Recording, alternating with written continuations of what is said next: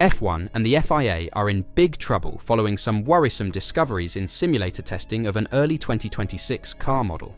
This has caused Formula One's active aero plans for 2026 to be completely overhauls, with only months left before teams start working on their 2026 Challenger.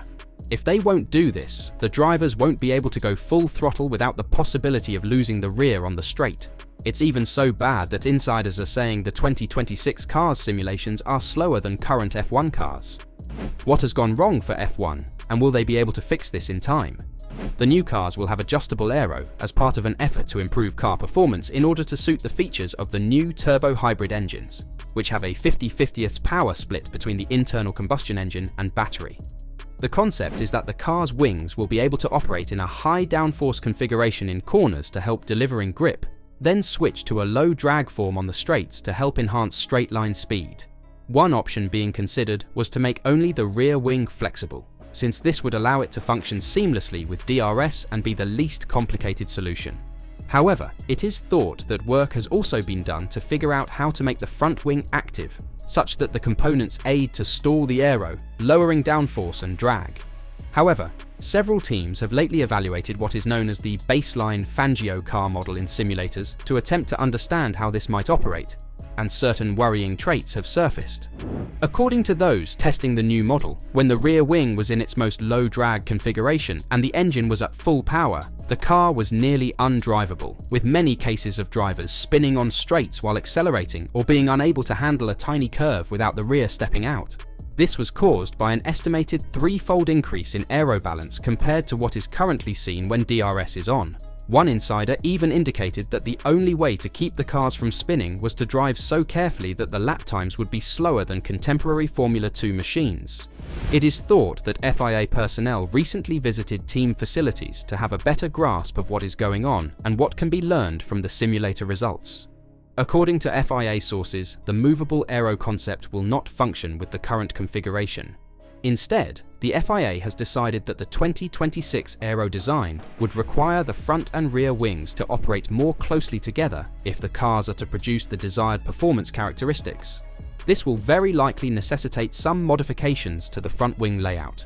Ensuring that the two wings function together should help lessen the aero balance offset that has been generating issues in the simulator.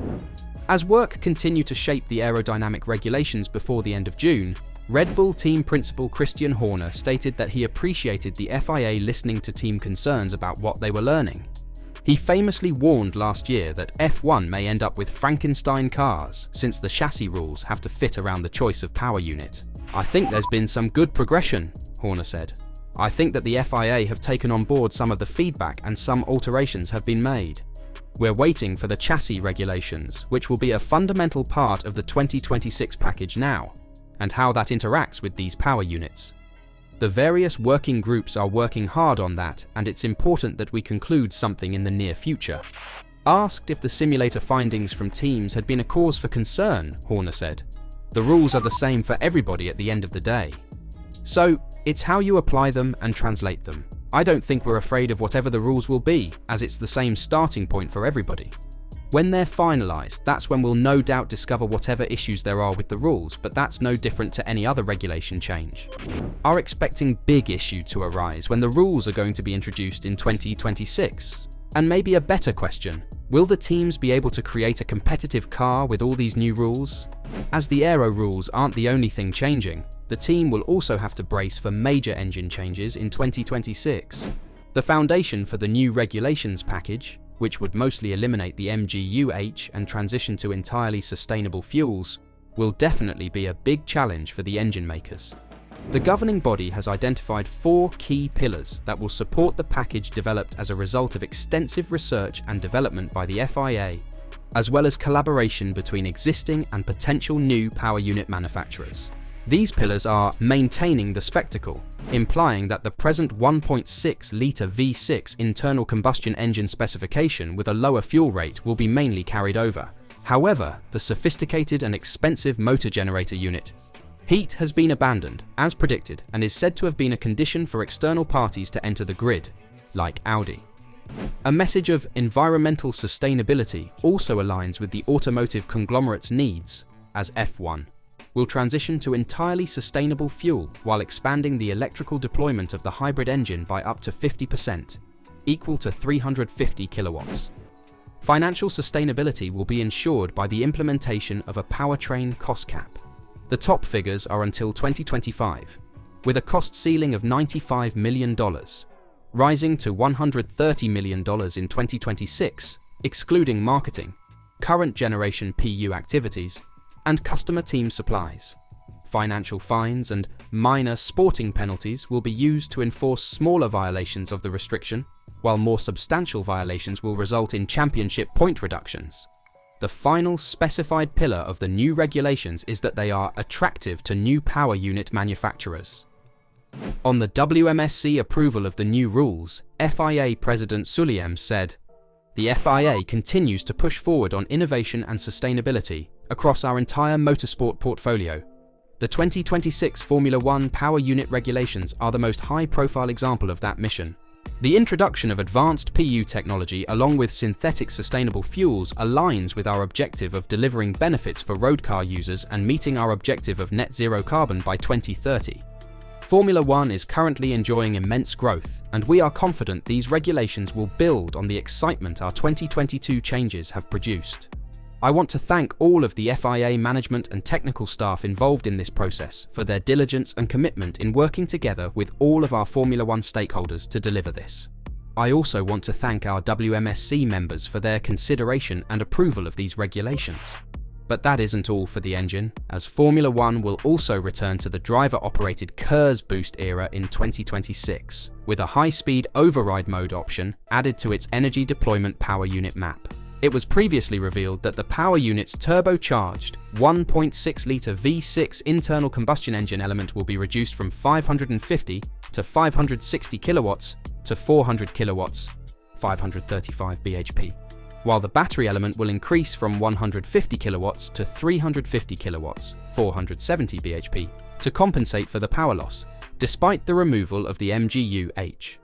The FIA has revealed the newest draft of the 2026 power unit rules, which includes some additional capabilities for the more powerful hybrid system to aid boost wheel-to-wheel racing. It has long been clear that there was a demand for a push-to-pass feature with the incoming power unit, rather than the systems themselves dispensing all of the energy over the duration of a lap. However, the details of such a system have yet to be publicly established. And while this current draft of the regulations does not cover everything, Article 5.4.8 establishes part of the foundation. The first section of Article 5.4.8 establishes a glide path for energy deployment from the ERS-K hybrid system at up to 345 km per h, 215 miles per hour. The second section covers what the FIA refers to as a override mode, in which the driver can deploy more power to replenish the energy generated by the glide path and deliver an additional boost of up to 355 km per h, 220.5 miles per hour. This supplementary function will provide a more strategic component to energy deployment, requiring the driver to decide whether or not to use it as it becomes available. It is comparable in principle to F1's KERS function from 2009 to 2013, with drivers able to use their energy allotment to attack, defend, or deploy for lap time improvement. Given the increased reliance on the hybrid portion of the power unit beginning in 2026, drivers will not always be able to employ the override option. And, if they do, they risk placing themselves in an energy deficit under normal deployment conditions later on the lap or over the next several laps. Fighting another driver in wheel-to-wheel combat will be only one facet of how this new technology will be used by both drivers and engineers to get the most out of the car throughout a lap, battles, and races. The 2026 engine regulations have drawn the most manufacturers to the grid since 2008, with Audi and Ford joining the current 4 engine providers via Red Bull powertrains. The FIA will also implement new chassis standards in 2026 to reduce car weight by 40 to 50 kilograms. The cars will be shorter, with the wheelbase possibly reduced to 3,400 mm from the present limit of 3,600 mm. The cars will also be 10 cm thinner, reducing their width from 2,000 mm to 1,900 mm. And as said in the beginning, another step change from the current cars will be the addition of extra movable Aero to help reduce drag on the straights. But how this will work out we'll have to wait and see, as the current ideas are only going to make racing worse. What are your thoughts on all the changes? Will this really make racing better? Or are we about to endure a period of racing that will be painful to watch? Let me know your thoughts in the comments down below.